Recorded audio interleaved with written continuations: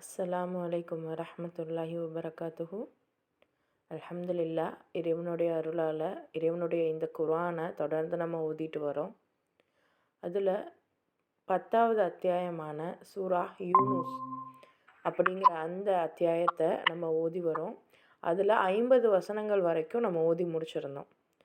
இறுதியாக 50வது வசனத்தில் நம்ம என்ன பார்த்துருந்தோம் அப்படின்னா, நபியே, இவர்களிடம் நீர் கேளும், நீங்கள் என்றாவது சிந்தித்திருக்கிறீர்களா? அல்லாஹ்வின் வேதனை இரவிலோ பகலிலோ திடீரென்று உங்களிடம் வந்துவிட்டால் அப்போது உங்களால் என்ன செய்ய இயலும்? இக்குற்றவாளிகள் எதற்காக அவசரப்பட்டு கொண்டிருக்கிறார்கள்? அப்போது இந்த சமுதாயத்தை சேர்ந்த மக்கள் அதிகமாக அவசரப்படுறோம். இன்றைக்கும் படுறோம், அன்னைக்கு நபியுடைய காலத்துலேயும் பட்டோம். எந்த நபியுடைய பேரை கொண்டு இங்கே இறைவன் பேசுகிறான்? யூனுஸ். அப்போது அவருடைய சமுதாயத்து மக்களும் அப்படி தான் இருந்தாங்க. அப்போது இந்த மக்கள்கிட்ட கேட்க சொல்கிறான் அல்லாஹ், நீங்கள் கேளுங்க, நீங்கள் கொஞ்சம் கூட யோசிக்க மாட்டீங்களா? இறைவனுடைய அந்த அத்தாட்சி நீங்கள் நைட்டோ இல்லை பகலோ திடீர்னு வந்துருச்சுன்னா, இன்றைக்கி எத்தனை விஷயம் திடீர்னு நடக்குது. சுனாமியிலேருந்து, நெருப்பு பற்றினதுலேருந்து, பூகம்பம் வர்றதுலேருந்து, போரில் வேற இதெல்லாம் இயற்கை வருதுன்னா, செயற்கையாக வேற மனிதர்கள் வேற மிசைல்ஸ் போடுறது, நியூக்ளியர் பாம் வைக்கிறது, இப்படி பல விஷயங்கள் உடனே கண்ணிமைக்கிற நேரத்தில் நடக்குது. இதெல்லாம் திடீர்னு வந்துருச்சுன்னா நீங்கள் என்ன பண்ணுவீங்க? உங்களால் என்ன பண்ண முடியும்? எதுக்கு அவசரப்படுறீங்க அப்படின்னு சொல்லி இறைவன் கேட்டிருந்தான். ஸோ இது வரைக்கும் நம்ம பார்த்துருந்தோம். இப்போ இன்றைக்கி 51வது வசனத்திலிருந்து இறைவன் வேறு என்னெல்லாம் சொல்கிறான் அப்படின்னு பார்ப்போம். அஊது பில்லாஹி மினஷ் ஷைத்வானிர் ரஜீம். பிஸ்மில்லாஹிர் ரஹ்மானிர் ரஹீம். ரப்பி ஜித்னி இல்மா. அசும்ம இதா மா வகஅ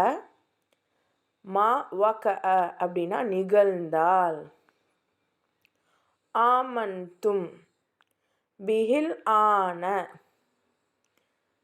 வகத் குன்தும் பிஹி தஸ்தஜிலூன். அப்போது அது உங்களை தாக்கும்போது தான் அதனை நம்புவீர்களா? இப்போது தப்பிக்க பார்க்கிறீர்களா? அது வர வேண்டும் என்று நீங்கள் தானே அவசரப்பட்டு கொண்டிருந்தீர்கள். அதாவது நமக்கு இன்னைக்கு இறைவன் நமக்கு இதெல்லாம் காமிக்கிறான் அப்படின்னா புரிஞ்சுக்கிடணும், எப்போ வேணாலும் நம்ம லைஃப்லையும் இந்த மாதிரியான விஷயங்கள் நடக்க வாய்ப்பு அதிகமாக இருக்குது. அப்போது இறைவன் என்ன சொல்கிறான்? என்னைக்கு வேணால் எது வேணால் அழிஞ்சு போகலாம். அது அழிஞ்சு போகிறதுக்கு முன்னாடி நீங்கள் எனக்காக செலவு பண்ணுங்கள். எனக்காக நீங்கள் உங்களுடைய ஆரோக்கியமாக இருக்கட்டும், உங்களுடைய செல்வங்களாக இருக்கட்டும், குழந்தைகளாக இருக்கட்டும், இன்னும் உங்களுடைய உறவுகளாக இருக்கட்டும், உங்களுடைய அந்த சுகம் போகங்களாக இருக்கட்டும், எல்லாவற்றையும் எனக்காக செலவு பண்ணுங்க அப்படின்னு இறைவன் கேட்குறான். ஆனால் நம்ம என்ன பண்ணுறோம்? அதெல்லாம் முடியாது, இப்போதைக்கு என்னால் முடியாது, எனக்கு இப்போ அது வாங்கணும், இது வாங்கணும், இது என்னோடய கோலாக இருக்குது, அது என்னோடய கோலாக இருக்குது, நான் கார் வாங்கணும், வண்டி வாங்கணும், வீடு வாங்கணும் அப்படின்ட்டு நம்மளுடைய விஷயங்களை எல்லாம் தள்ளி போட்டுகிட்டே இருக்கோம். இறைவனுக்காக செய்ய வேண்டியதையும் பிற மக்களுக்காக செய்ய வேண்டிய நல்லதையுமே தள்ளி போட்டுக்கிட்டே வரோம். அப்போது அதிலலாம் இருந்து நம்மளை நம்ம சிந்திக்கணும். அப்போது இந்த மாதிரி உங்களை அந்த வேதனைகள், அந்த வானம் பூமி, அந்த இரவு பகலில் எப்போ வேணாலும் இறைவனுடைய அந்த அழிவு ஏற்படலாம். அப்படி அழியும் போது தான் நீங்கள் நம்புவீங்களா? இப்போ இதுக்குத்தானே நீங்கள் அவசரப்பட்டுட்டு இருந்தீங்க அப்படின்னு சொல்லிட்டு இறைவன் கேட்குறான். அடுத்த ஆயத்து பாருங்க. சும்ம கீல லில்லதீன ஸலமு துகு அதாபல் ஹுல்த் ஹல் துஜ்ஸவுன இல்லா பிமா குன்தும் தக்ஸிபூன். பிறகு அந்த அக்கிரமக்காரர்களிடம் கூறப்படும், இதோ நிரந்தரமான வேதனையை சுவையுங்கள். இப்போது இந்த இடத்துல யார் அல்லாஹ் அக்கிரமக்காரர்கள்னு குறிப்பிடுறான்? எங்களுக்கு இப்போவே வர வச்சு காமிங்க. அல்லாஹ்வுடைய அந்த வேதனையை, அந்த நீங்கள் சொல்கிறீங்கல்ல, அல்லாஹ் தப்பு பண்ணால் தண்டனை கொடுப்பான் அப்படி சொல்கிறீங்கல்ல, அந்த தண்டனையை இப்போவே வர வைங்க அப்படின்னு இந்த மக்கள் கேட்குறாங்க. இப்படி கேட்கக்கூடியவங்களை இறைவன் அக்கிரமக்காரர்கள்னு சொல்கிறான். இப்படிப்பட்ட அக்கிரமக்காரர்கள்கிட்ட நம்ம என்ன சொல்லணுமா, அதாவது இப்படி சொல்லப்படும் என்னென்னா, இதோ நிரந்தரமான வேதனையை சுவையுங்கள். எதனை நீங்கள் சம்பாதித்து கொண்டிருந்தீர்களோ அதற்குரிய தண்டனையை தவிர வேறு என்ன கூலிதான் உங்களுக்கு அளிக்கப்படும்.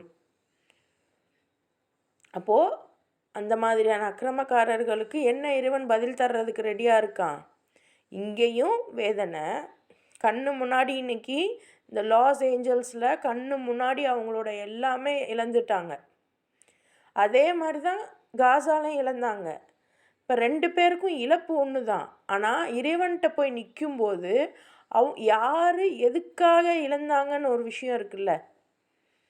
அப்போது இறைவனுக்காக இழந்தப்போ அல்லாஹ் என்ன பண்ணுவான், நீங்கள் இதுக்கெல்லாம் பகரமாக நான் உங்களுக்கு சொர்க்கத்தை தரேன்னு சொர்க்கத்தை கொடுப்பான்.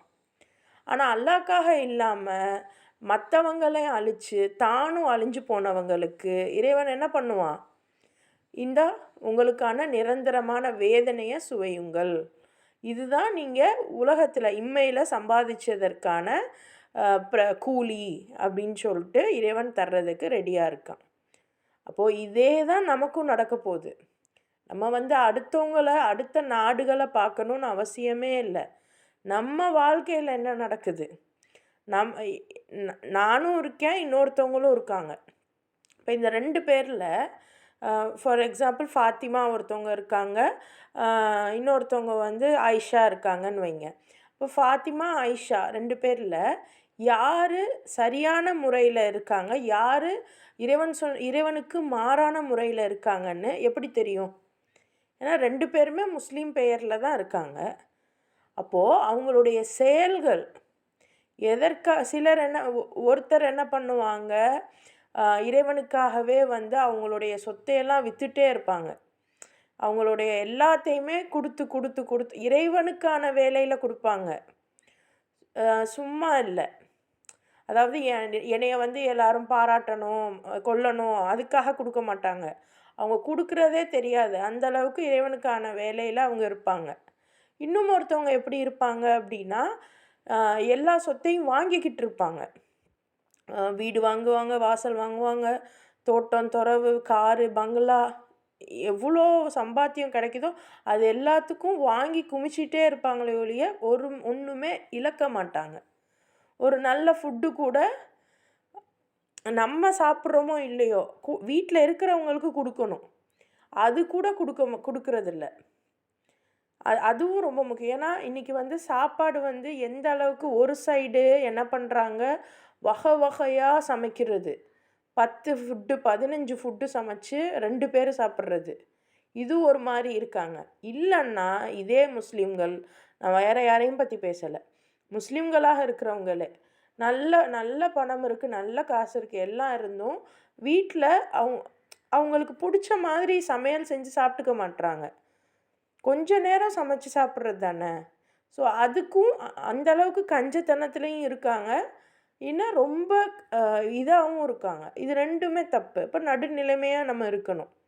திடீர்னு ஏன் நான் இதை பற்றி பேசுகிறேன் அப்படின்னா, நம்ம இப்படி நினச்சிக்கிறோம், சொல்கிறாங்க அப்போ நம்ம அல்லாஹ்க்காக இதெல்லாம் செய்யாமல் இருக்கணும் அப்படின்னு. அப்போ நீங்கள் செய்கிறது அல்லாஹ்க்காக இதெல்லாம் அப்படியே சேர்த்து வச்சு சொத்து வாங்குறீங்களா, அல்லது உங்களுக்காக வாங்குறீங்களா? அல்லாஹ்க்காகன்னா வாங்கின சொத்தை நீங்கள் எப்போன்னாலும் இழக்க ரெடியாக இருக்கணும். இத்தனை பேர் கஷ்டப்படுறாங்களா, பரவாயில்ல, இது வேணாம், இதை தூக்கி போட்டு இந்த இதில் உங்களுக்கு நீங்கள் சேவை பண்ணுங்க அப்படின்னு சொல்ல யாருக்காவது இன்றைக்கி நமக்கு இது இருக்கா? அதுக்கான வாய்ப்பு இருக்கா? முதல்ல வாய்ப்பும் இல்லை, மனசும் இல்லை. ஸோ அதெல்லாம் விடுங்க. இன்றைக்கி நம்ம எந்த மாதிரியான சூழலில் இருக்கோன்னு நீங்கள் முடிவு பண்ணிக்கோங்க, உங்களை நீங்கள் பரிசோதிச்சுக்கோங்க, அவ்வளோதான். ஸோ இதுதான் இறைவன் யாருக்கு எப்படி கூலி தருவேங்கிறத குறிப்பிட்றான். நம்ம ஒரு ஆயத்தை படிக்கும்போதே முன்னாடி படித்த ஆயத்து நமக்கு மனசில் வரணும். கம்பேரிட்டிவாக நம்ம சிந்திக்கணும். சரியா? அடுத்து பாருங்கள், வயஸ்தம்பி ஊனக்க அஹக்குன் ஹூப் குல் இ வரப்பி இன்னஹு லஹக் வமா அன்தும் பிமுஜிசீன். மேலும் நீர் கூறுவது உண்மைதானா என்று உம்மிடம் கேட்கிறார்கள். நீர் கூறும், என் இறைவன் மீது ஆணையாக அது முற்றிலும் உண்மையானதே. மேலும் அதனை தடுத்து நிறுத்தும் வலிமையை நீங்கள் பெற்றிருக்கவில்லை. அப்போது ஏதோ ஒரு விஷயத்தை இங்கே இறைவன் கேட்குறான். அதாவது மேலும் நீர் கூறுவது உண்மைதானா என்று உம்மிடம் கேட்கிறார்கள். என்ன சொல்கிறாங்க? அதாவது அல்லாஹ் இந்த மாதிரி உங்களுக்கு நரகத்தை எப்போவுமே தருவான், நீங்கள் இறைவனுக்கு மாறான செயல்கள் செய்யும்போது அப்படின்னு சொல்லும்போது, அப்போது நெசமாதானா அப்படின்னு கேட்குறாங்க. அதுக்கு அல்லாஹ் சொல்கிறான், நீங்கள் சொல்லுங்கள், இறைவன் மீது ஆணையாக. அப்போது இந்த சத்தியம்ங்கிறது இன்றைக்கி நம்ம சாதாரணமாக சொல்கிறோம். அப்போ சத்தியம் அப்படிங்கிறது ஒரு ஒரு உண்மை, ஒரு சாட்சி. அப்போது அதுக்கு நம்ம உரிமையாளராகவும் இருக்கணும். அப்போது நமக்கு இறைவன் படைத்த படைப்புகள் மேலே உரிமை இருக்குமா? இறைவன் மேலே வேணால் நம்ம உரிமை எடுத்துக்கிடலாம். ஏன்னா அவன் தான் நம்மளை படைச்சிருக்கான். ஸோ எதுனாலும் முறையீடு அவன்கிட்ட நம்ம வச்சுக்கிடலாம். யா அல்லாஹ், நீ தானே என்னை படைச்ச, நீ தானே எனக்கு இதெல்லாம் சொல்லித்தந்த, எனக்கு நீ இது செய் அது செய் அப்படின்னு நம்ம உரிமையோடு கேட்கலாம். அது இறைவன்கிட்ட மட்டும்தான் இருக்குது. அதைத்தான் இறைவனும் விரும்புகிறான். ஆனால் இன்றைக்கி சாதாரணமாக நம்ம யார் மேலெல்லாம் சத்தியம் செய்கிறோம்? எதுக்கெல்லாம் சத்தியம் செய்கிறோம்? சிந்திச்சு பாருங்கள். அப்போது எனக்கு உரிமை இல்லாத இடத்துல நான் சத்தியம் பண்ண முடியாது. ஆனால் இறைவன் இங்கே உண்மையானவன், உரிமையானவன். அப்போது அவன் மீது ஆணையாக சொல்கிறான். இப்போ இறைவன் நமக்கு கற்றுக் கொடுக்குறான். இப்போ ஒரு விஷயம் உண்மை 100% கரெக்டு அப்படின்னு சொல்கிறதுக்காக மட்டும்தான் நம்ம இறைவனை கொண்டு வரணும். அவனை சாட்சியாக வச்சு அவனை சத்தியம்னு சொல்ல முடியும். அப்போ நம்ம இன்றைக்கி சாதாரணமாக யூகத்தில் சொல்கிறது, ஒன்றுமே இல்லாததுக்கு சொல்கிறதுக்கெல்லாம் இறைவனை சத்தியத்துக்கு இழுக்கக்கூடாது. இப்போ சத்தியங்கிற விஷயத்தை நம்ம தெளிவாக புரிஞ்சுக்கிடணும். அப்போ அல்லாஹ் சொல்கிறான், நீங்கள் நபியை நீங்கள் சொல்லுங்கள், இது முற்றிலும் உண்மை தான். இதனை தடுத்து நிறுத்த, அதாவது இறைவன் திடீர்னு உங்களுக்கு வேதனை அளிக்கிறான் அப்படின்னா அதை தடுத்து நிறுத்த உங்களால் முடியவே முடியாது. இன்றைக்கி நடக்குதா இல்லையா? லாஸ் ஏஞ்சல்ஸ் இன்னமும் எரியுதாம. அப்போது விஷயம் என்னென்னா, இது லாஸ் ஏஞ்சல்ஸை மட்டும் கிடையாது, அது உங்கள் எல்லாருக்கும் இப்போ தெரியுது. ஆனால் அதை தாண்டி எத்தனை நகரங்கள், எத்தனை விஷயங்கள் இப்போ ரீசண்டாக எவ்வளோ அழிஞ்சிச்சு. கேரளா, ஒவ்வொரு ஊர், சென்னையெல்லாம் வருஷம் பாதிக்கப்படுது. அப்போது அதை தடுத்து நிறுத்த முடியுதா நம்மளால்? கவர்மெண்ட் என்ன தான் பிளான் பண்ணாலும் அதனால் முடியுதா? தப்பிச்சு வேணால் போகிறதுக்கு முயற்சி பண்ணுறாங்க, அவ்வளோதான். ஆனால் பர்ஃபெக்டாலாம் யாராலையும் பண்ணிட முடியாது. அப்போ இதை இறைவன் குறிப்பிடுறான், தடுத்து நிறுத்த யாராலையும் முடியாது, அதுக்கு வலிமை யாருக்கும் இல்லை. அடுத்து, வலவ் அன்ன லிகுல்லி நஃப்ஸின் ஸலமத் மாஃபில் அர்தி லஃப்ததத் பிஹ் வஅஸர்ருன் நதாமத லம்மா ரஉல் அதாப் வகுதிய பைனஹும் பில் கிஸ்தி வஹும் லா யுஸ்லமூன். அக்கிரமம் செய்த ஒவ்வொருவனும் தன்னிடம் இந்த பூமியில் உள்ள செல்வம் அனைத்தும் இருந்தாலும் அந்த வேதனையிலிருந்து தப்பித்து கொள்ள அதனை முழுவதும் ஈடாக அளிப்பதற்கு தயாராகி விடுவான். மேலும் இவர்கள் அவ்வேதனையை காணும்போது உள்ளூர பெரிதும் வருந்துவார்கள். ஆயினும் அவர்களிடையே முற்றிலும் நியாயமான முறையில் தீர்ப்பு வழங்கப்படும். அவர்கள் எவ்வகையிலும் அநீதி இழைக்கப்பட மாட்டார்கள். நியாயமான முறையில் தீர்ப்பு வழங்கப்படும், ஜட்ஜ்மெண்ட்.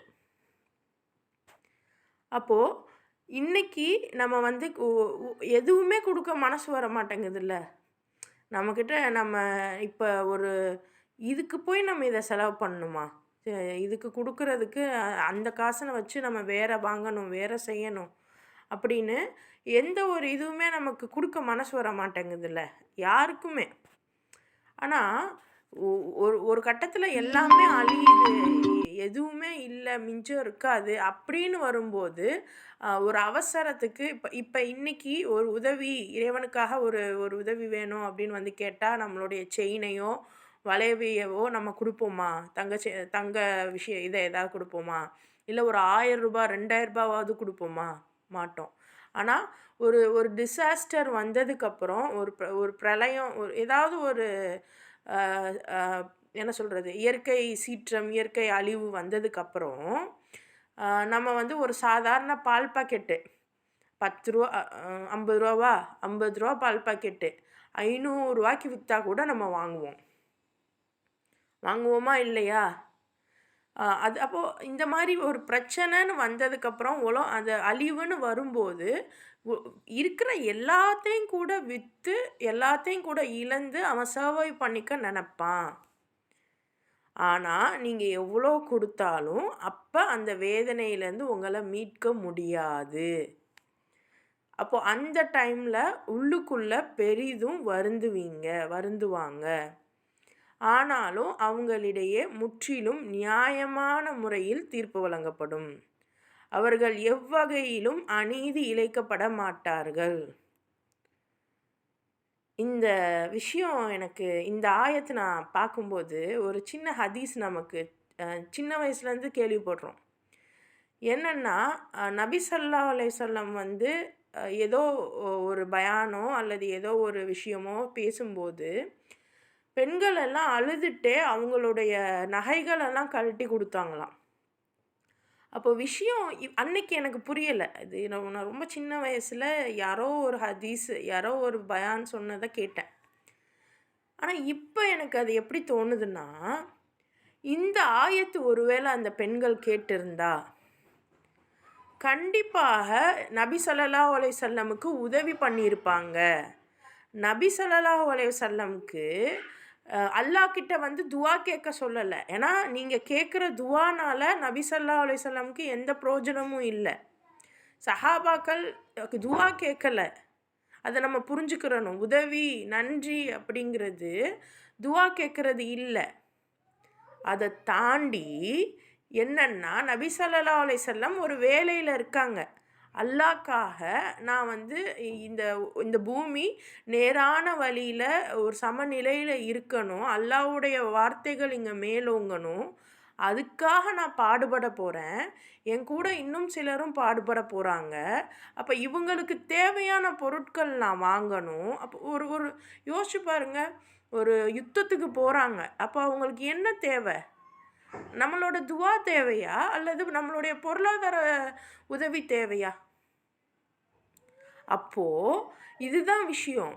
நம்ம வந்து தப்பாக புரிஞ்சுக்கிறோம். நம்ம வந்து அதிகமாக துவா கேட்குறதுனால அவங்களுக்கு வந்து பெனிஃபிட் அடையும் அப்படின்னு. அப்படி கிடையாது. நம்ம துவா கேட்டாலும் கேட்கலன்னாலும் அவங்களுடைய நன்மை தீமைகளுக்கு இறைவன் வந்து பதில் பேசுவான், அவங்களுக்கான கூலியை கொடுப்பான். ஆனால் நம்மனால முடிஞ்ச உதவியை செய்யணும். அதுதான் உண்மையான என்ன சொல்கிறது, ஒரு ஒரு நீதமான முறை. அப்போது இந்த இடத்துல அவங்க உள்ளுக்குள்ளே வருந்துவாங்க, இதை நான் முன்னாடியே பண்ணியிருக்கலாமே அப்படின்னு. ஆனால் முற்றிலும் நியாயமான முறையில் தீர்ப்பு வழங்கப்படும். எந்த வகையிலையும் அநீதி இழைக்கப்பட மாட்டாது. நான் இப்போ மாற்றிட்டேன்னு நினைக்கிறேன். ஸோ அப்போது இந்த விஷயம் வந்து நபி ஸல்லல்லாஹு அலைஹி வஸல்லம் வந்து சொல்லும்போது, அப்போது நாங்கள் உங்களுக்கு உதவி செய்கிறோம் எங்ககிட்ட இருக்கிறத. ஏன்னா பெண்கள் வந்து டைரெக்டாக உதவி கூட போய் சண்டை போடுறதுக்கு முடியாது. ஏன்னா அவங்கள நம்பி குழந்தைங்க இருக்காங்க. ஏன்னா வீட்டில் அத்தாவும் இல்லை அம்மாவும் இல்லைன்னா பிள்ளை எங்கே இருக்கும்? அது எந்த மாதிரி ஒரு சூழலில் வளரும்? அப்போ அதுக்கு நல்லது கெட்டது யார் சொல்லித்தருவா? அதுக்கு தான் சூரா அந்நிசால அல்லாஹ் சொல்லியிருப்பான், உங்கள் குழந்தைங்களையும் அனாதை குழந்தைங்களையும் நீங்கள் நல்லது கெட்டது சொல்லி கொடுத்து வளங்க அப்படின்னு பார்த்தோம்ல. அப்போது இந்த பெண்கள் என்ன பண்ணுறாங்க, அவங்களுடைய எல்லாத்தையும் தூக்கி கொடுக்குறாங்க.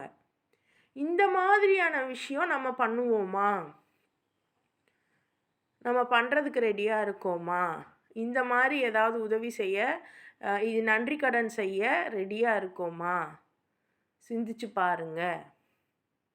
இது ரொம்ப ரொம்ப ரொம்ப ரொம்ப முக்கியம். ஏன்னா இன்னைக்கு நம்மளை ரொம்ப ஒரு ஒரு விதமான சோம்பேறித்தனம், ஒரு விதமான கஞ்சத்தனத்துக்குள்ள உட்படுத்தியிருக்காங்க. என்னன்னா சோம்பேறித்தனம் என்ன அப்படின்னா, தொழுதா மட்டும் போதும்.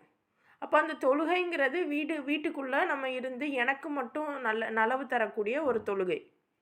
அதை தொழுகைன்னு சொல்லி தந்திருக்காங்க.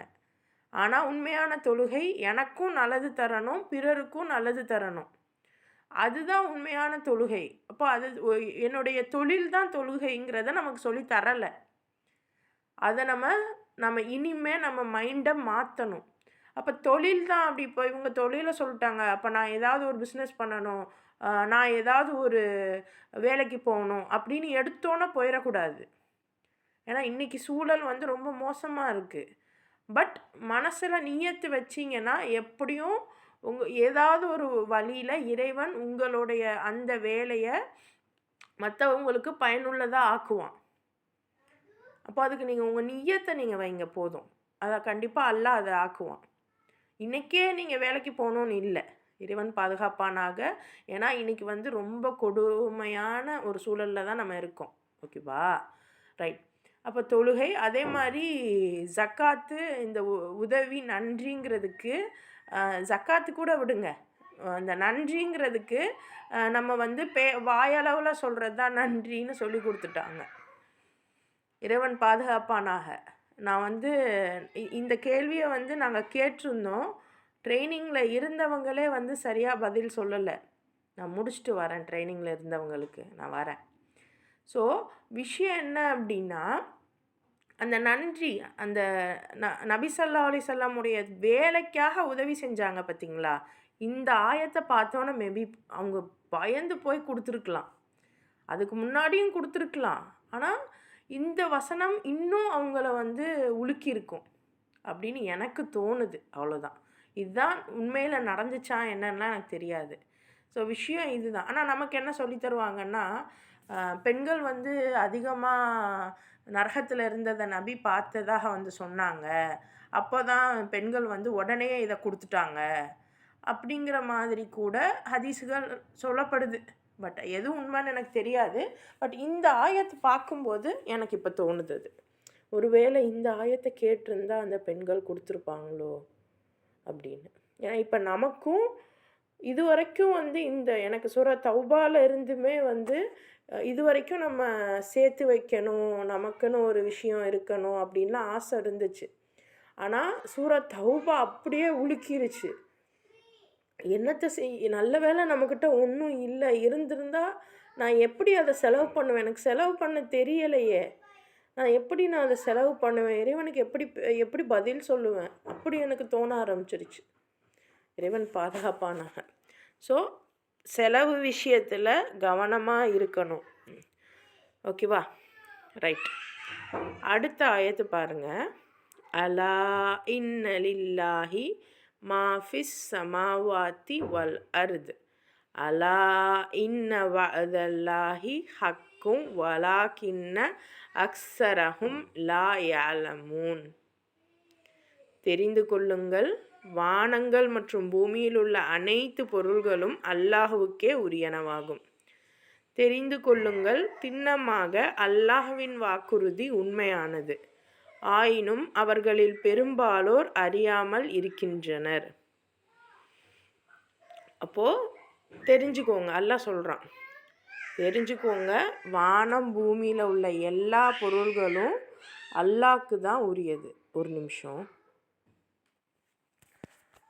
வானம் பூமியில் உள்ள எல்லாமே அல்லாஹ்வுக்கு தான் உரியது. இதை ஏன் அல்லாஹ் திரும்ப திரும்ப திரும்ப திரும்ப நமக்கு சொல்லணும்? ஏன்னா இன்றைக்கி அந்த வானத்தை அடையணும்னு ஆசைப்படுறோம், பூமி ஃபுல்லாக எனக்கு உரியதாக ஆகணும்னு ஆசைப்படுறோம். என்ன சொல்கிறீங்க? எனக்கு புரியலையே. ஆமாம், நான் உயர உயர போகணும், எனக்கு அவ்வளோ பெருமை வேணும், எனக்கு ப்ரைடு வேணும், என் புள்ள இது பண்ணால் எனக்கு பெருமை, என் மக இப்படி இருந்தால் எனக்கு பெருமை, என் கணவர் இந்த வேலை பார்த்தா எனக்கு பெருமை. அந்த ஒவ்வொரு பெருமையுமே நம்ம வானத்தை நோக்கி கேட்குறோம், அந்த வானத்தையே கேட்குறோன்னு அர்த்தம். எந்தெந்த விஷயங்கள் எல்லாம் உங்களுக்கு பெருமையை தருதோ அது எல்லாமுமே. அதே மாதிரி பூமியை ஃபுல்லாக ஆள நினைக்கிறோம். ஆமாம், இந்த பூமியில் நான் எங்கே கால் வச்சாலும் என்னை என்னை வந்து புகழணும், என்னை வந்து எல்லாத்துக்கும் தெரியணும், நான் செய்கிறது எல்லாமே சரி, நான் செய்கிறது மட்டும்தான் சரி அப்படின்னு நினைக்கிறோம். எல்லாருமே தான், எல்லாருமே. அப்போது இன்னைக்கு ஒவ்வொரு ஆயத்துமே வந்து அடுத்தவங்களுக்காக நம்ம இப்போ பார்க்கல, எனக்காக நமக்காக பார்க்குறோம். இந்த விஷயம்லாம் நம்ம பண்ணுறோமோ அப்படின்னு நம்ம யோசிக்கணும். யோசிக்கிறதோடு இல்லாமல் அதுலேருந்து நம்ம விடுபட்டு வரணும். அப்போ வானம் பூமியில் உள்ள எல்லா பொருள்களும் அல்லாஹ்க்கு தான் உரியது, இதை தெரிஞ்சுக்கோங்க அப்படின்னு அல்லாஹ் சொல்கிறான். நிச்சயமாக அல்லாஹ்வுடைய வாக்குறுதி வந்து உண்மையானது. அவன் சொல்லிட்டான் அப்படின்னா அதை கண்டிப்பாக செய்வான். ஆனால் இதை பெரும்பாலானவங்க புரியாமல் தெரிஞ்சுக்காமல் இருக்கீங்க. எஸ், இது வரைக்கும் நம்ம அப்படி தான் இருந்தோம். இன்றைக்கி அல்லாஹ் இந்த ஆயத்தை நமக்கு காமிச்சிட்டான். ஸோ இனிமே எனக்கு இது தெரியாதுன்னு சொல்ல முடியாது, நமக்கு இப்போ தெரிஞ்சிடுச்சு. ஹுவ யுஹி வ யுமீது வ இலைஹி துர்ஜாஊன். அவனே வாழ்வை அளிக்கிறான், மேலும் மரணம் அளிப்பவனும் அவனே. மேலும் நீங்கள் அனைவரும் அவனிடமே திரும்ப கொண்டு வரப்படுவீர்கள். அப்போது அவன்தான் வாழ்க்கை அளிக்கிறான். நம்ம என்ன நினைக்கிறோம்? ஹுவ யுஹி வ யுமீத்து வ இலைஹி துர்ஜாஊன். அந்த துர்ஜாஊன் அதுக்கு ஒன்று பாருங்கள். யுஹி அப்படின்னா உயிர்ப்பிக்கிறது, யுமீத்னா மரணிக்க வைக்கிறது, அப்புறம் துர்ஜாஊன் அப்படின்னா திருப்பப்படுவது. நீங்கள் அதான் வாழ்வை அளிக்கிறான் அப்படின்னா அந்த என்ன சொல்கிறது, உயிரை கொடுக்கறது. ஆரம்பத்தில் நம்ம எப்படி இருந்தோம்? ஒரு யோசிச்சு பாருங்கள், எப்படி நம்ம வந்தோம். அப்போ நமக்கான உயிரை கொடுத்ததும் அவன்தான், நம்மளை மரணிக்க வைக்கிறதும் அவன்தான், திருப்பியும் உயிரை கொடுத்து நம்மளை அவன்கிட்ட தான் கொண்டு போக போகிறான். இந்த பர்பஸ், இதுதான் நம்மளுடைய லைஃப் சைக்கிள் அப்படின்றத புரிஞ்சிருச்சுன்னா நம்ம வேறு எதுக்காவது நாட்டம் கொள்ளுவோமா? எனக்கு இது வேணும், அது வேணும். இன்ஃபேக்ட் நம்ம லைஃப்பில் நிறைய கோல்ஸ் வைப்போம், நிறைய லட்சியங்கள் வச்சுருப்போம், மாஷா அல்லா. பட் அந்த லட்சியங்கள் எல்லாம் இறைவனை நோக்கி இருக்கான்னு மட்டும் செக் பண்ணிக்கோங்க. இறைவனுக்காக அந்த லட்சியம் வச்சுருக்கீங்களா? இறைவனை நோக்கி அது இருக்கா? இறைவனுக்காகன்னா அது எப்படி? நான் தொழுகிறது ஓதுறது தானே. இப்படி தானே நம்ம எல்லாம் நினச்சிக்கிட்டு இருக்கோம், இப்படி தானே சொல்லி கொடுத்துருக்காங்க. இறைவன் பாதுகாப்பானாக, இறைவனுக்காக நான் வேலை செய்யணும், இறைவனுக்காக நான் வந்து எல்லாம் பண்ணணும், என்னோடய லட்சியங்களை வைக்கணும் அப்படின்னா இறைவன் சொன்ன சொல்படி நடக்கிறதுக்கு வைக்கணும். அப்போ இன்றைக்கி சூழலில் ரொம்பலாம் என்னால் எது இறைவன் சொன்னது எது இறைவன் சொல்லலை அப்படின்லாம் என்னால் பிரித்து பார்க்க முடிய மாட்டேங்குது. அப்போது நான் என்ன பண்ணலாம் அப்படின்னா, எது சரி எது தப்பு, அவ்வளோதான். இது சரி, இந்த விஷயம் நான் செஞ்சால் யாருக்குமே பாதகம் இல்லை, இது செஞ்சால் ஒருத்தவங்களுக்கு சாதகம்தான்.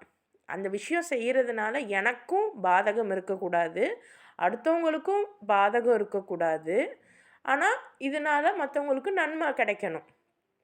இப்போ இயற்கையாக இறைவன் நமக்கு கொடுத்ததை அனுபவிக்க விடணும். இந்த விஷயங்கள்லாம் எல்லாம் தெளிவாக அன்ஃபால்லையும் தௌபாலையும் பேசுகிறான். இன்னும் இன்ஷால்லா ஃப்யூச்சர்லேயும் பேசுவான், எப்படிலாம் நீங்கள் இருக்கணும் இருக்கக்கூடாதுன்னு. ஸோ அப்போ அந்த மாதிரியான விஷயங்களை நம்ம செய்கிறது தான் இறைவனை நம்ம கட்டுப்படுறதா அர்த்தம். சும்மா தொழுகிறதும் ஓதுறதும் இறைவனுக்கு கட்டுப்படுறது இல்லை, துவா செய்கிறது கட்டுப்படுறது இல்லை. இது எல்லாம் நம்மளை வந்து சோம்பேறி ஆக்கிற ஒரு விஷயம். இறைவன் பாதுகாப்பானாக.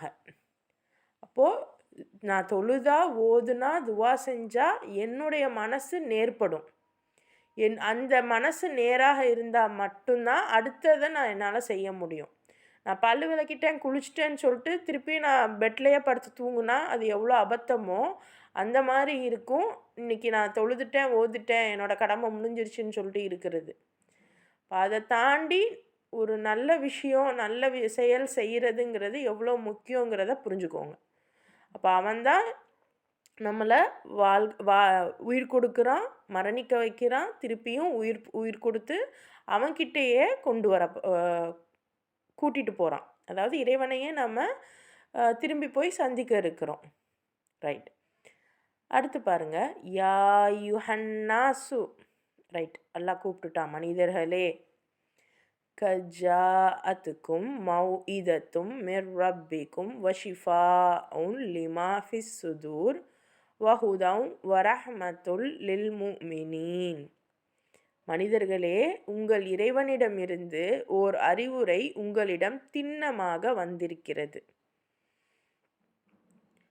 ஏன்னா நான் இப்போ சொல்கிறதெல்லாம் இது என்னுடைய கருத்துக்கள் எதுவுமே இல்லை. இறைவன் பாதுகாப்பானாக. குரானில் நம்மளுடைய கருத்துக்களை திணிக்கவே கூடாது. ஆனால் குரானில் இருக்கிறத உங்களுக்கு நான் காமிக்கிறேன், அவ்வளோதான். ஏன்னா நீங்கள் கேட்கலாம், என்ன நீங்கள் இவ்வளோ மோசமாக சொல்கிறீங்க, இவ்வளோ இதெல்லாம் நம்ம இது வரைக்கும் பண்ணதே இல்லையே, என்ன இதை பண்ண சொல்கிறீங்க அப்படின்னு நீங்கள் கேட்கலாம். ஆனால் இது நான் பண்ண சொல்லலை, இறைவன் பாதுகாப்பானாக. இறைவன் அவனுடைய வார்த்தைகளாக குரானில் காமிக்கிறான். அதுக்கு சாட்சிகளாக நீங்கள் தான் இந்த குரானை பார்க்குறீங்க. ரைட். அப்போது மனிதர்களே, உங்கள் இறைவனிடமிருந்து ஒரு அறிவுரை உங்ககிட்ட திண்ணமாக வந்திருக்கு. இது இதயங்களில் உள்ள நோய்களை குணப்படுத்தக்கூடியதாகவும் தன்னை ஏற்றுக்கொள்ளக்கூடியவர்களுக்கு வழிகாட்டக்கூடியதாகவும் ஒரு அருட்கொடையாகவும் திகழ்கிறது. அப்போது இந்த வேத வசனங்கள் என்னவா இருக்கா? நம்ம மனசில் உள்ள நோய். ஆமாம், இவ்வளோ நாள் ஏன்னா நமக்கு யோசிச்சு பாருங்க, கொஞ்சம் சளியாக இருக்கும்போதே நம்ம அதை சரி பண்ணியிருக்கணும். ஆனால் அதை அப்படியே விட்டு விட்டு விட்டு விட்டு ஒரு காலத்தில் அது என்னவாயிரும், டிபியாகவே போயிடும். இப்போ அந்த மாதிரி நம்ம உள்ளத்தில் அறியாமை, நம்ம இன்னும் குரானே பார்க்கல, அதனால் அறியாமைங்கிற அந்த நோய் கொஞ்சமாக இருந்துச்சு. அது காலம் இப்போ நமக்கு எத்தனை வயசு, அத்தனை வயசு வரைக்கும் அதை நம்ம கண்டுக்காமல் இருந்ததுனால எவ்வளோ மோசமான நோயாக இருக்கும். அப்போ அந்த நோயை குணப்படுத்தக்கூடியதாக இந்த அறிவுரைகள் இருக்கும். அப்போது எந்தெந்த விஷயங்களை உங்களுடைய லைஃப்பில் நீங்கள் மாற்றுறீங்களோ அதுதான் உண்மையான நோய் குணம். நான் மனதளவில் நினைக்கிறேன் கொள்கிறேங்கிறதெல்லாம் விஷயமே கிடையாது. செயலில் காமிக்கிறது மட்டும்தான் விஷயம். யோசிச்சு பாருங்க, நம்ம சின்ன பிள்ளையில சொல்லுவோம்ல, எதுனா டெஸ்ட்டுக்கு எல்லாம் படிச்சுட்டு வாங்க அப்படி சொல்லிட்டு டெஸ்ட் எழுதுன்னு சொன்னால், மேம் நான் படித்தேன், நான் மனசில் இருக்குது அப்படின்னு சொன்னால் போதுமா? நீ பேப்பரில் இருக்கிறத வச்சு தான் உனக்கு மார்க்கு இல்லையா? அப்போது ஸ்கூல்லையே அப்படின்னா அல்லாஹ்கிட்ட நான் மனசில் நான் வச்சுருக்கேன், நான் நீ முழுசாக நான் நம்பினேன் அப்படி சொன்னாலாம் அங்கே எடுத்துக்கவே படாது. நீங்கள் செயலில் காமிச்சிருக்கீங்களா அப்படின்னு தான் எல்லாம் பார்ப்பான். அப்போது நோய்கள், அதாவது இதயத்தில் உள்ள நோய்கள் குணப்பட்டு இருக்கும், குணப்படுத்தக்கூடியதாக இருக்கும். யார் அல்லாவை ஏற்றுக்கிறோமோ அவங்களுக்கு வழிகாட்டக்கூடியதாகவும் இது இருக்கும். ஏன்னா நம்ம ஆரம்பத்திலேயே யா அல்லாஹ் எங்களுக்கு நேர்வழி காட்டுவாயாக, நேர்வழி காட்டக்கூடிய கூட்டத்தாரோடு எங்களை சேர்த்து வைப்பாயாக அப்படின்னு சொல்லி தான் நம்ம உள்ளே வரோம். அல்ஹம்து சூராவில் பார்த்தோம்ல. அப்போது இது ஒரு அருட்கொடையாக திகழ்கிறது அப்படின்னு இறைவன் சொல்கிறான். குல் பிஃபஸ்லில்லாஹி வ பிரஹ்மதிஹி ஃபபிதாலிக ஃபல்யுஃப்ரஹு ஹுவ கைரும் மிம்மா யஜ்மஊன். நபியே, நீர் கூறும், அல்லாஹ் தன்னுடைய கருணையை கொண்டும் அருளை கொண்டும் இதனை இறக்கியுள்ளான். இதனை குறித்து மக்கள் மகிழ்ச்சி அடையட்டும். அவர்கள் சேகரித்து கொண்டிருக்கும் எல்லாவற்றையும் விட இது சிறந்தது. அல்லாஹ் சொல்கிறான். அல்லாஹ் தன்னுடைய கருணையாலையும் அருளாலையும், ஏன்னா அந்த கருணை அருள் அப்படிங்கிறது இங்கே பாருங்களேன், ரஹ்மதிஹி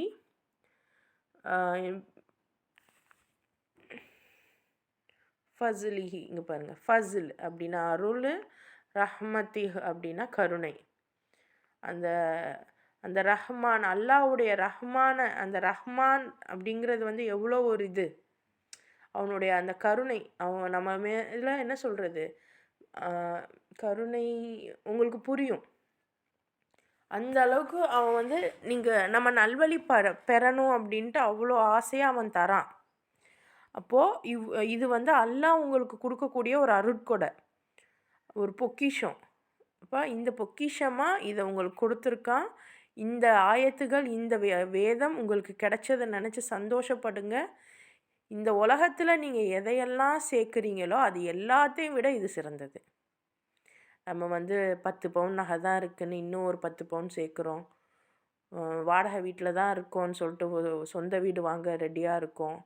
பிள்ளைகள பெரிய பெரிய படிப்பு படிக்க வைக்க ரெடியா இருக்கோம். ம். ஆ இன் இத்தனை பவுன் போட்டு கல்யாணம் பண்ண ரெடியா இருக்கோம். இல்ல மகருக்கு இத்தனை பவுன் போட்டு குடுத்து, அந்த பொண்ண கூட்டிட்டு வர்றதுக்கு ரெடியா இருக்கோம். ஆனா, இது எல்லாத்தையும் விட எது சிறந்தது? அல்லாஹ்வுடைய இந்த வேதம் சிறந்தது. ஸோ 58வது வசனத்துல இப்படி இறைவன் சொல்றான். நீங்க சேமிச்சு வச்சிருக்கிற எல்லாத்தையும் விட இறைவனுடைய இந்த வேத வசனங்கள் உங்களுக்கு மகிழ்ச்சி அளிக்கட்டும். இதுதான் சிறந்தது அப்படின்னு. அப்ப நம்ம சிந்திச்சுக்கிறணும். குல் அரஐத்தும் மா அன்ஸலல்லாஹு லக்கும் மிர் ரிஸ்கின் ஃபஜஅல்தும் மின்ஹு ஹராமன் வ ஹலாலா. குல் குல்லால்லாஹு அதின லக்கும் அம் அலல்லாஹி தஃப்தரூன். நபியே, இவர்களிடம் நீர் கேளும், நீங்கள் எப்போதாவது யோசித்து பார்த்திருக்கிறீர்களா? அல்லாஹ் உங்களுக்கு இறக்கி அருளிய ரிசுக்கில் சிலவற்றை தடுக்கப்பட்டவை என்றும் வேறு சிலவற்றை அனுமதிக்கப்பட்டவை என்றும் ஏற்படுத்தி கொண்டீர்களே. நபியே, இவர்களிடம் கேளுங்கள், இதற்கு அல்லாஹ் உங்களுக்கு அனுமதி அளித்து இருந்தானா, அல்லது நீங்கள் அல்லாஹ்வின் மீது புனைந்து உரைக்கிறீர்களா? அல்லாஹ் கேட்குறான். அதாவது அல்லாஹ் வந்து உங்களுக்கு ரிசுக்குன்னு ஒன்று ஏற்படுத்தியிருக்கான். அப்போது இப்போ ஏன்னா அல்லாஹ் வந்து செலவு பண்ணுங்கன்னு மட்டும் சொல்லலை. அது ரொம்ப ரொம்ப முக்கியம். ஏன்னா இன்னைக்கு வந்து அதிகமானவங்க நம்ம ஒன்று செய்கிறோம் அப்படின்னா, கிட்டத்தட்ட அதிகமானவங்க நீங்கள் வந்து சதக்கா கொடுங்க, ஜக்காத்து கொடுங்க அப்படின்னு சொல்லிட்டு அதிகமானவங்க வந்து கேட்குறாங்க. மாஷா அல்லாஹ். ஆனால் இதுவே நான் வந்து சம்பாதிக்கிறதுக்கு அப்படின்னு ஏதாவது நான் கொண்டு வரேன் அப்படின்னா, அதுக்கு யாருமே முன் வர்றதில்ல, யாருமே உதவியும் செய்கிறதில்ல. அப்போ விஷயம் என்னன்னா, அதுக்கு ரீசன் வேற சொல்லிக்கிறாங்க. இந்த விஷயமெல்லாம் வந்து நம்ம வந்து இதுவெல்லாம் கொடுக்கக்கூடாது, இந்த விஷயமெல்லாம் இப்படிலாம் செய்யக்கூடாது. ஆனால் இறைவன் சொல்கிறான், உங்களுக்கு உங்களுடைய வாழ்வாதாரத்தை, உங்களுடைய சம்பாத்தியத்தை நான் உங்களுக்கு சிலதை ஹலாலாக்கியிருக்கேன், சிலதை ஹராமாக்கியிருக்கேன். அதை அல்லாஹ் கொடுத்துருக்கான். ஆனால் நீங்களா ஏன் அதை மாற்றிக்கிட்டீங்க? அல்லாஹ் சிலவற்றை தடுக்கப்பட்ட எல்லாமே, அதாவது அல்லாஹ் வந்து சில விஷயங்களை பற்றி பேசலை அப்படின்னா அதை வந்து அல்லாஹ் நமக்கு அனுமதிக்கிறான்னு அர்த்தம். ஆனால் நம்மளா ஒன்று கற்பனை பண்ணிக்கிட்டு அதை வந்து என்ன பண்ணுறோம், தடுக்கப்பட்டவைன்னு சொல்கிறோம். ஃபார் எக்ஸாம்பிள், ஒன்றுமே இல்லை, சரியா? இப்போது டியூஷன் எடுக்கிறாங்க அப்படின்னா அந்த டியூஷனுக்கு நீங்கள் பே பண்ணி தானே போகிறீங்க. உங்கள் குழந்தைங்கள பே பண்ணி தானே அனுப்புகிறீங்க. ஆனால் மதரசா போகிறவங்களுக்கு, மதரசாவுக்கு அனுப்புகிறீங்கன்னா உங்கள் குழந்தைங்க பே பண்ணி போகுதா, ஃப்ரீயாக போகுதா? சரி, ஓகே. இப்போ வந்து பே பண்ணியே போகிறாங்க அப்படின்னாலும், ஸ்கூல் டியூஷனுக்கு எவ்வளோ அமௌண்ட் செலவு பண்ணுறீங்க, மதரசாவுக்கு எவ்வளோ அமௌண்ட் செலவு பண்ணுறீங்க? சரி, அமௌண்ட்டை விடுங்க, டைமு. ஸ்கூலுக்கு டியூஷனுக்கு அப்புறம் வீட்டில் இருந்து படிக்கிறதுக்கு 10வது 12வது நான் சொல்லவே தேவையில்லை. அப்போ இதுக்கு நீங்கள் எவ்வளோ உங்களுடைய நேரத்தை செலவு பண்ணுறீங்க? அல்லாவுக்காக, அல்லாவுடைய வேதத்துக்காக உங்களுடைய நேரத்தை எவ்வளோ செலவு பண்ணுறீங்க? நீங்கள் பணத்தை கூட விட்டுருங்கம்மா, அதுக்கு கூட நாங்கள் வரல. உங்கள் நேரத்தை எவ்வளோ செலவு பண்ணுறீங்க? அண்ட் இன்னொன்று, நேரத்தை செலவு பண்ணாலும் சிந்திக்கிறதுக்கு எவ்வளோ செலவு பண்ணுறீங்க? நீங்கள் நிறைய வகுப்பு போகிறீங்க, நிறைய பயான் கேட்குறீங்க. கேட்குற பயான்களையும் கேட்குற வகுப்புகளையும் சிந்திச்சு பார்க்குறீங்களா? அடுத்தடுத்த வகுப்பு போயிட்டே இருக்கீங்க, அவங்க சொல்கிறத கேட்டுகிட்டே இருக்கீங்க. ஆனால் நீங்கள் சிந்திக்கிறீங்களா? நீங்கள் உங்கள் லைஃப்பில் செலவு பண்ணுறீங்களா? சிந்திச்சு செயல்படுத்துறதும் செலவு பண்ணுறதும் ஒன்று தான். நீங்கள் சிந்திக்கிறது, செயல்படுத்துறது, இது எல்லாமே செலவு பண்ணுறது தான். விஷயம் புரியுதா? ஏன்னா அல்லாஹ் அதை தான் திரும்ப திரும்ப சொல்கிறான். ஆனால் நம்ம என்ன பண்ணுறோம்? நான் இந்த கிளாஸ் போகிறேன், அந்த கிளாஸ் போகிறேன் அப்படின்னு அடுத்தடுத்த கிளாஸ் போகிறோம். அடுத்தடுத்த பேச்சுகளை கேட்குறோம், எல்லாம் பண்ணுறோம். ஆனால் சிந்திக்க மட்டும் மறந்துடுறோம். அது எப்படி நான் எப்படி சிந்திப்பேன் அப்படின்னா, உங்களுக்குன்னு ஒரு தனி ஸ்பேஸ் இருந்தால் தானே சிந்திப்பீங்க. அப்போது நிதானமாக எது வேணும் எது வேணான்னு பார்த்து இருந்து, தேவை எல்லாத்துக்கும் எல்லாமே தேவைப்படாது. உங்களுக்கு எது மனசில் ஆர்வம் இருக்கோ அதில் மட்டும் கான்சென்ட்ரேட் பண்ணுங்க. அது இறைவன் கொடுக்குற ஆர்வம். அப்படி நீங்கள் விஷயங்களை சிந்திக்க ஆரம்பிங்க. சரியா? ஏன்னா பெண்களுக்கு ஏன் நான் இவ்வளோ ஃபோர்ஸாக நான் சொல்கிறேன்னா, ஆண்களுக்கு சொல்ல அத்தனை பேர் இருக்காங்க. ஆனால் உண்மையாகவே பெண்களுக்கு தான் சொல்லணும். பெண்கள் தெரிஞ்சால் மட்டும்தான் உங்கள் குழந்தைங்கள நீங்கள் சொல்லி வளர்க்க முடியும். இப்போ உங்கள் வீட்டு ஆண்களுக்கே எல்லாமே தெரிஞ்சாலும் கூட அவங்க சொல்லிக்கிட்டு இருக்க மாட்டாங்க. விஷயம், நம்ம வீட்டு ஆண்களுக்கு எதுவும் தெரியறதில்ல. உண்மை அதுதான். அப்படி தெரிஞ்சாலும் நம்மக்கிட்ட சொல்கிறதுக்கு அவங்களுக்கு நேரமே இல்லை. ஏன்னா அந்தளவுக்கு இந்த உலகம் இருக்குது. இப்போல்லாம் 13 மணி நேரம் கண்டிப்பாக வேலை செய்கிற மாதிரி இருக்குது. அப்போ தான் இந்தியா வளர்ச்சி அடையும் அப்படின்லாம் பேசிக்கிட்டு இருக்காங்க. ஆல்ரெடி அங்கே 13 மணி நேரம் தான் வேலை பார்க்குறாங்க நம்ம பசங்க. ஸோ இப்போ இந்த மாதிரியான ஒரு சூழலில் பெண்கள் நம்ம எப்படி இருக்கணும்? இப்போ இந்த விஷயத்த நாங்கள் போய் எங்கே போய் நின்னாலும், யார்கிட்ட போயிட்டு இந்த மாதிரி நாங்கள் ஒரு செஷன் எடுக்கிறோம், நீங்கள் வாங்க, உங்கள் சைடில் இருக்கிறவங்கள கூப்பிட்டு வாங்க அப்படின்னு பெரிய பெரிய இன்ஸ்டியூட்டில் போய் நின்னா நிறைய நாங்கள் ஃபேஸ் பண்ண வேண்டியதாக இருக்குது. ஸோ இறைவனுடைய அருளால் இன்றைக்கி எனக்கு வேறு ஒரு ஆப்ஷன் எனக்கு கிடச்சிருக்கு. இன்னும் அந்த யூடியூப் அப்படிங்கிற இதில் இன்னும் எனக்கு கொஞ்சம் என்ன சொல்கிறது, கைடன்ஸ் தேவைப்படுது. அப்போ அதுக்கும் இறைவன் எனக்கு வேறு ஒரு சப்போர்ட் இப்போ அல்ஹம்துலில்லாஹ் இப்போ எனக்கு கொடுத்துருக்கான். அதுக்கும் நான் இந்த மாதிரி ஒரு செஷனில் எனக்கு கிடைச்ச ஒரு ஒரு ஒரு ஃபீஸை வச்சு தான் நான் அதை பே பண்ணி நான் அந்த கைடன்ஸ் வாங்குகிறேன். ஸோ இதை நான் ஏன் இங்கே நான் குறிப்பிடுறேன் அப்படின்னா, இப்போ அந்த மாதிரி எனக்கு வந்ததை வச்சு தானே என்னால் இது பண்ண முடியுது. எனக்கு இது வரைக்கும் அந்த மாதிரி எனக்கு எதுவும் பெருசாக அப்படி கிடைச்சது எல்லாத்தையுமே நான் என்ன பண்ணேன், என்னுடைய யூஸுக்காக நான் பயன்படுத்தினேன். நான் இல்லைன்னு மறுக்கலை.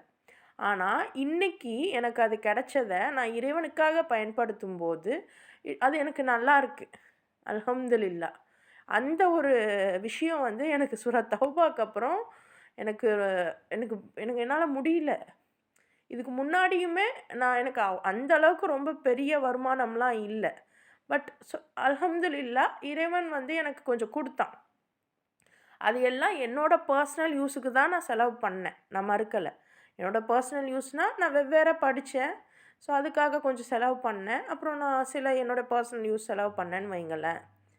ஆனால் இன்றைக்கி இந்த இறைவனுக்காக நான் செலவு பண்ணப்ப எனக்கு ஒரு என்ன சொல்கிறது, அதுவும் நான் எப்படி செலவு பண்ணேன் அப்படின்னா, ஒரு கார்ப்பரேட் கம்பெனியில் போயிட்டு நான் அந்த காசை கொடுக்கல. என்ன மாதிரியே இருக்கக்கூடிய சாதாரண ஒரு நபர்கிட்ட தான் எனக்கு கைட் பண்ணுங்க அப்படின்னு சொல்லிட்டு நான் கொடுக்கும்போது எனக்கு மனசு நிம்மதியாக இருந்துச்சு. ஓ அல்லாஹ் இதை தானே சொல்கிறான், அல்லாஹ் நீ எனக்கு கொடுத்த இதை நான் அப்படியே இன்னொருத்தவங்களுக்கு நான் தரேன் அப்படின்னு சொல்லிட்டு அவங்கக்கிட்ட இருந்து நான் சர்வீஸை வாங்கிக்கிட்டேன். இது எவ்வளோ நல்லா இருக்குது. இப்படி பண்ணால் இப்போது இதனால நான் அல்லாஹ்க்கும் ஒரு வேலை பார்த்துட்டேன், அண்ட் எனக்கும் ஒரு நன்மையை எடுத்துக்கிட்டேன். அந்த வாங்கின அந்த நபருக்கும் ஒரு நன்மையாக அது இருக்கும். அவருக்கும் அது ஒரு சர்வீஸ் சார்ஜ் தானே. இது எவ்வளோ அருமையாக இருக்குது. இதுதாம்மா, இவ்வளோதாம்மா. அப்போது இதுதான் உண்மையான நன்றி. அல்ஹம்துலில்லாஹ் நிறைய சகோதரிகள் வந்து அவங்களால முடிஞ்சதை பே பண்ணாங்க. ஸோ அப்படி பண்ணும்போது எங்களுக்கு இந்த மாதிரி பண்ணுறப்ப இது எவ்வளோ ஒரு மியூச்சுவலான ஒரு விஷயமாக இருக்குது இல்லையா? ஸோ அதை வந்து நான் இங்கே தெரியப்படுத்தணும்னு நினச்சேன். ஸோ இந்த மாதிரி நம்ம வந்து இருக்கிறதுங்கிறது இதை தான் தற்சார்பு வாழ்க்கைன்னும் சொல்கிறாங்க. இப்போ அல்லாவும் இதைத்தான் நம்மக்கிட்ட சொல்கிறான். அப்போ நான் உங்களுக்கு ரிஸ்க் தரேன், அதில் நீங்களாக சிலதை தடுத்துக்கிறீங்க, நீங்களாக சிலதை அனுமதிச்சதுன்னு சொல்லிக்கிறீங்க. இப்படி உங்களுக்கு சொல்கிறதுக்கு யார் உரிமை தந்தா? நீங்களா இட்டுக்கட்டி சொல்கிறீங்களா அப்படின்னு சொல்லி இறைவன் கேட்குறான். சிந்திச்சு பார்த்துக்கங்க. அப்போது யார் எந்த ஒரு பொருளையும் ஹலால் ஹராம்னு சொல்கிறதுக்கு முன்னாடி 10 முறை என்ன 1000 முறை யோசிச்சு பார்த்துருங்க. இன்றைக்கி இருக்கிற சூழலில் எது ஹலால் எது ஹராம்னு நம்மளால் சொல்லவே முடியாது. அவ்வளோ சுற்றி சுற்றி பின்னி போயிருக்கோம். அப்போது முடிஞ்ச அளவு நம்மளுடைய நியத்தும் நம்மளுடைய நோக்கமும் நம்மளுடைய செயலும் தான் அதை முடிவு பண்ணும். அல்லாஹ்வும் அதுதானே சொல்கிறான். சிச்சுவேஷன் தகுந்தாப்பில் நீங்கள் வந்து ஹலால் ஹராமை அதாவது எப்படி இன்னும் தெளிவாக சொல்கிறது அப்படின்னா, எந்த உணவாக இருந்தாலும் அல்லது எந்த விஷயமாக இருந்தாலும் அந்த சிச்சுவேஷனை பார்த்து தான் நீங்கள் செயல்படுத்தணும். ஸோ அதை புரிஞ்சுக்கிட்டு கொஞ்சம் பகுத்தறிவோடு நடந்துக்கிடணும். ஸோ இதை இறைவன் கேட்குறான், நீங்கள் எதை புனைந்து சொல்கிறீங்க அப்படின்னு சொல்லிட்டு. அடுத்து பாருங்கள், வமா ஜன்னுல்லதீன யஃப்தரூன அலல்லாஹில் கதிப யௌமல் கியாம இன்னல்லாஹ லது ஃபஸ்லின் அலன்னாசி வலாக்கின்ன அக்ஸரஹும் லா யஷ்குரூன். அல்லாஹ்வின் மீது பொய்யை புனைந்துரைக்கிறவர்கள் மறுமை நாளில் தங்களுக்கு ஏற்படும் நிலையை பற்றி என்னதான் நினைத்து கொண்டிருக்கிறார்கள். திண்ணமாக அல்லாஹ் மக்கள் மீது கருணையுடையவனாக இருக்கிறான், ஆனால் அவர்களில் பெரும்பாலோர் நன்றி செலுத்துவது இல்லை. முடிஞ்சு போச்சு. அப்போது அல்லாஹ் மீது நீங்கள் பொய் சொல்கிறீங்கன்னு சொல்கிறான். அப்போ அல்லாஹ் மீது பொய் சொல்கிறோமா? என்ன பொய் சொல்கிறோம் அப்படின்னா, இன்னும் பாருங்கள், இந்த மாதிரி நீங்கள் பொய் சொல்லி அல்லாஹ் உங்களுக்கு சில விஷயங்களை வந்து ஆகுமாக்கியிருக்கான். அதை நீங்களாக வந்து என்ன பண்ணுறீங்க? இல்லை, அப்படி இல்லைன்னு சொல்லிக்கிறீங்க. அப்படி சொல்கிறதுனால என்ன கிடைக்க போகுது? மறுமையில் உங்களுக்கு ஏற்படக்கூடிய நிலையை பற்றி நீங்கள் நினச்சி பார்க்க மாட்டீங்களா? அப்போ அல்லாஹ் மக்கள் மீது கருணையுடையவனாக தான் இருக்கான். ஆனாலும் என்ன பண்ணுறாங்க? பெரும்பாலானவங்க நன்றி செலுத்துறது இல்லை. அப்போ பொய் சொல்கிறீங்கன்னு சொல்லிட்டு நீங்கள் நன்றி செலுத்துறது இல்லை அப்படின்னா, இப்போ யோசிச்சு பாருங்கள். நம்ம தினமும் தான் தொழுகிறோம், பெரும்பாலானவங்க தொழுகிறோம், பெரும்பாலானவங்க திக்ரு செய்கிறோம், துவா கேட்குறோம். அத்தனை அல்ஹம்துலில்லாஹ். சரி, துவா கேட்கல, தொழுகலை, எதுவும் பண்ணி தொலையலை. பட் அட்லீஸ்ட் நம்ம என்ன பண்ணுறோம்? எதுக்கு எடுத்தாலும் அல்ஹம்துலில்லாஹ் சொல்கிறோம், ஜஸாக்கல்லாஹு கைர் சொல்கிறோம், எல்லாம் பண்ணுறோம். ஆனால் அல்லாஹ் என்ன சொல்கிறான்? நீங்கள் நன்றியே எனக்கு செலுத்துறது இல்லைங்கிறான். அப்போது நன்றினா என்ன? சிந்திக்கணும்ல. அல்லாஹ் அதை தானே சிந்திக்க சொல்கிறான். அப்போ லைஃப்பில் சிந்திச்சு பாருங்கள், என்ன நன்றினா என்னன்னு சிந்திச்சு பாருங்கள். அப்போது என்னென்ன சர்வீஸ், ஏன்னா இன்றைக்கி வந்து சர்வீஸ் அப்படிங்கிறதுக்கும் பிஸ்னஸ் அப்படிங்கிறதுக்கும் குழம்பிக்கிறாங்க. அதாவது நான் வந்து எதையாவது பொருளை கொண்டு போயிட்டு நான் கொடுத்தா மட்டும்தான் எனக்கு வந்து பணம் தரணும் அப்படின்னு நினச்சிக்கிறாங்க. ஆனால் உண்மை என்னென்னா, உங்களுக்கு எந்த வகையில் ஹெல்ப் பண்ணாலும் ஒன்றும் இல்லை, நீங்கள் வந்து ரொம்ப ஒரு மனம் நொந்து இருப்பீங்க. அந்த இடத்துல யாரோ ஒருத்தவங்க உங்களுக்கு ஏதோ ஒரு வகையில் உதவி செஞ்சாலும் கூட பதிலுக்கு நீங்களும் ஒரு உதவியை அவங்களுக்கு செய்யணும். அது உங்கள் மீது கடமையாகுது. அப்போது இது இப்போ நம்ம என்ன நினச்சிக்கிறோம்? அப்போ அவங்களுக்கு நன்றி சொன்னால், அவங்களுக்கு நான் துவா பண்ணால் அவங்களுக்கு மறுமையில் நன்மை தானே அப்படின்னு நான் நினச்சிக்கிறோம். ஆனால் உண்மை என்னென்னா அப்படி கிடையாது. அவங்களுக்கு என்ன பண்ணணும்? அவங்க என்னால் முடிஞ்ச அந்த இதை வந்து நான் அவங்களுக்கு கொடுக்கணும். அந்த சர்வீஸ் சார்ஜுன்னு ஒன்று இருக்குது. அது பிஸ்னஸ் இல்லை, சர்வீஸ் சார்ஜ் அப்படிங்கிறதும். ஏன்னா அதிகமாக இன்றைக்கி வந்து நான் நிறைய இடத்துல பார்க்குறேன், வெவ்வேறு வகுப்புகள் எடுக்கிறவங்களுக்கு கூட நல்ல பேமெண்ட், நல்ல பேக்கேஜஸ் கிடைக்கிது. சீரியஸாக நான் பண்ணியிருக்கேன். நான் பண்ணலைன்னு சொல்லலை. நான் ஆப்டிடியூட் எடுத்திருக்கேன், சாஃப்ட் ஸ்கில் எடுத்திருக்கேன். பர் டேக்கு நல்லாவே நான் ஏர்ன் பண்ணேன்.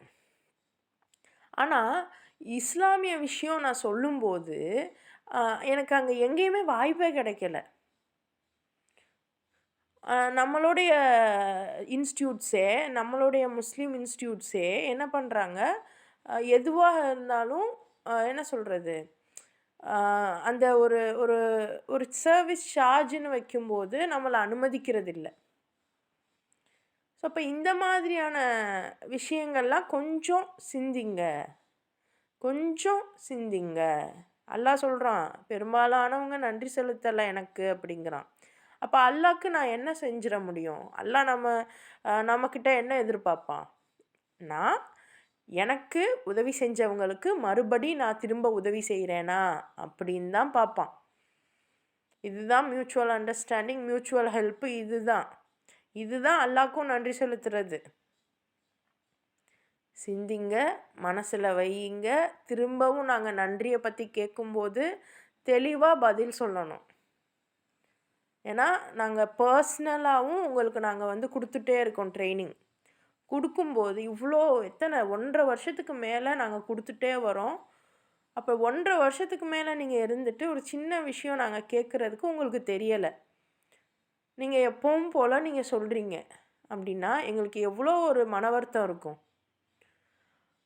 அப்போது உண்மையான நன்றிங்கிறது இதுதான். சரியா? நம்ம வீட்டில் உள்ள குழந்தைங்க நம்ம பேச்சை கேட்கலன்னா, நீ என்ன கொஞ்சமாவது உனக்கு நன்றி இருக்கா, உனக்கு நான் எவ்வளோ பண்ணுறேன் அப்படின்னு வார்த்தை வருது இல்லையா? அப்போ நன்றிங்கிறது என்ன? நான் ஒன்று செய்கிறேன் அப்படின்னா எனக்கு பதிலுக்கு அவங்க செய்யணும். அதை நம்ம எதிர்பார்க்கக்கூடாது, அது வேறு விஷயம். ஆனால் அவங்க கண்டிப்பாக செய்யணும். இது உதவிங்கிறதுக்கு ஒரு டைப்பு வரும், சர்வீஸுங்கிறதுக்கு ஒரு டைப்பு வரும். அதை நம்ம புரிஞ்சுக்கிடணும். அப்போது எனக்கு நிறைய இருக்கேன், நான் எதை நான் எடுத்துக்கிறதுனே எனக்கு புரியலை, எனக்கு ஏன்னா எல்லாமே வேணும் அப்படின்னா உங்கள் மனசுக்கு புரியும், எனக்கு இது போதும், இது வேணும், இது வேணாம் அப்படின்னு. அதை நீங்கள் சூஸ் பண்ணுறதுக்கு உங்களுக்கு தெரிஞ்சிருக்கணும். சரியா? நான் எப்பவும் போல் எல்லாரும் மாதிரியும் யாரோ சொல்லுவாங்க நான் கேட்டுக்கிட்டே இருப்பேன் அப்படின்னா தாராளமாக இருங்க. இல்லை நான் சிந்திக்கணும் அப்படின்னா சிந்திக்கிறதுக்கு உங்களுக்கு டைம் கொடுங்க. அல்லாஹ் சொல்கிறான், இந்த வார்த்தையை சொல்லிட்டு நீங்கள் பொய்யை புனைந்துரைக்கிறீங்கன்னு சொல்லிவிட்டு நீங்கள் எனக்கு நன்றி செலுத்துறது இல்லைங்கிறான். அப்போ சிந்திச்சுக்கிறங்க. லைஃப்பில் நன்றி செலுத்துறதுனா என்னன்னு கொஞ்சம் சிந்திச்சுட்டு வாங்க. சரியா? அல்ஹம்துலில்லாஹ். மீதி வசனங்களை இன்ஷா அல்லாஹ் நாளைக்கு பார்க்கலாம்.